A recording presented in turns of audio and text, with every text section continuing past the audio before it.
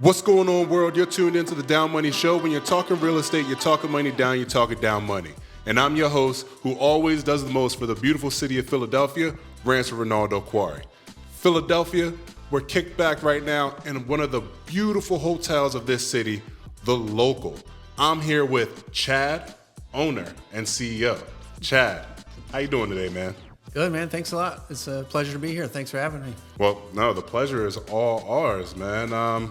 Where are we located right now? So we are in the Fishtown neighborhood of Philadelphia, which is just north of Center City or downtown. Beautiful. And this is not your only location, correct? No, this is our second hotel in Philly. Our first one was in Old City. Then we have another hotel, which we kind of call a micro resort in Cape May, New Jersey. And then we got two vacation homes that are little cabins in the woods in between here and Cape May. That's a lot of locations, man. Yeah, we're small. They're all small, like kind of boutique locations, but yeah, we have a lot. Well, you say small, but I walked up here, and it is not a small place, man. Yeah, all of our places are walk-ups. Gives you that kind of boutique feel, like you are staying in an apartment in the neighborhood for a couple days rather than just a big box hotel. Now, talk to me about these locations. Like, how did you go about choosing these places? Yeah, good question. So we wanted our first location to be downtown in Center City because we wanted to establish the brand. We lived up here in Fishtown, did a lot of our building up here.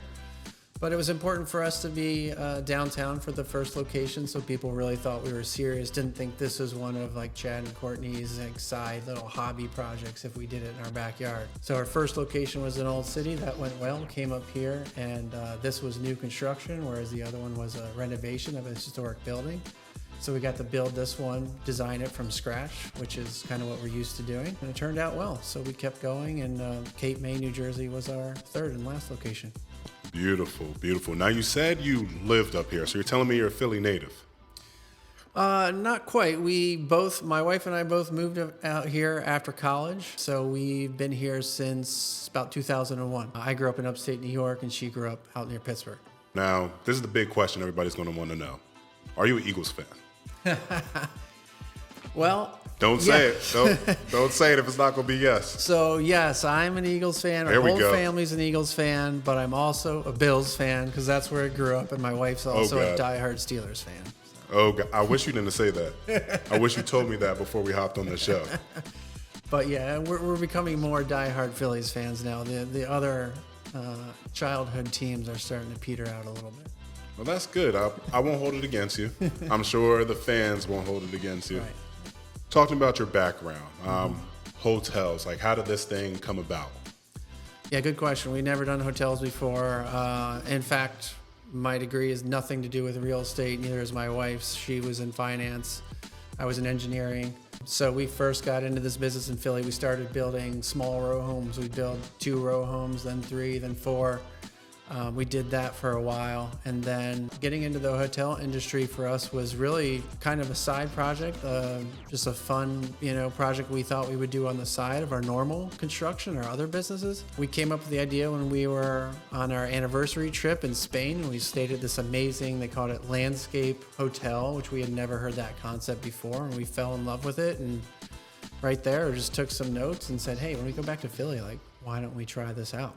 And we did. We tried our first location. It went really well. We fell in love with it. My wife's fantastic at running the hotels, and I do all the marketing and branding and development, so it works out well. It's something that we've really enjoyed moving into, and this is all we do now. We set the other kind of businesses aside and focus on this now. That's beautiful. Now, you said the idea came from your honeymoon. It came from our 15-year anniversary when we were in Spain. 15-year anniversary. Yeah. So, anniversary of the honeymoon. Very cool, man. The vibe in here, so chill. Thanks. It's like you walk in, you feel like you're kind of at home, Right. but you're at another location. Right. Very well done, man. Thank you. Yeah, we're all apartment styles, but each location is specific to it's not just the city it's in, but the neighborhood it's in. In your opinion, what attracts people to the Lokal? I mean, it's a lot of different things, honestly. We thought that it would mostly just be design-centric people that loved architecture, interiors. But we get a lot of different people. We get people that are traveling with their families and just want a little bit more room. Business people for the same reason. They don't maybe not want to go to the coffee shop every single day. Maybe they want to have a meeting in the room.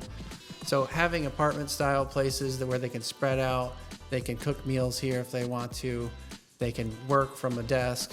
Now, you mentioned this a little bit as far as what sets you apart, like really meeting the decor and the vibe of the area you're in. Other than that, what sets you guys apart? So in Fishtown location here, I think we've used over 30 local artists. The art on the wall, obviously, the furniture, the lighting, the desks, the concrete countertops in the sink, in the bathrooms, like you name it, we've used local people, small artists, small makers, just like we're a small business, to fill out these rooms, so that we feel like that really brings that whole kind of cohesiveness together. The Philly vibe. Yeah, no, exactly. Brings in the Philly vibe. That's dope, man. So how does an artist tell you guys they want to work with them, or do you gotta find them? We'll typically seek them out. We'll work with our designers, between our designers and our own knowledge of Philly and our own friends. I mean, we've been here for a long time, so we know a lot of people out there. So yeah, we'll typically seek them out. We do get requests, but it's a very obviously specific vibe that we're going for. So we got to find something that fits well. But it's a lot of fun working with locals. Now, this really surprised me on your website. And it is so Philly, and I love it. Yeah. So the names of the rooms, we got the front John. Oh, yeah. We got the garden John. We got my John, the big John, and where we're at right now, the baller John. Baller John, yep. So what brought this John about? Good question. I mean, we take the naming of our rooms very seriously. We're small. We don't need to have a bunch of numbers, so you know what floor you're on necessarily. So I'll say they're inspired by famous people from Philly.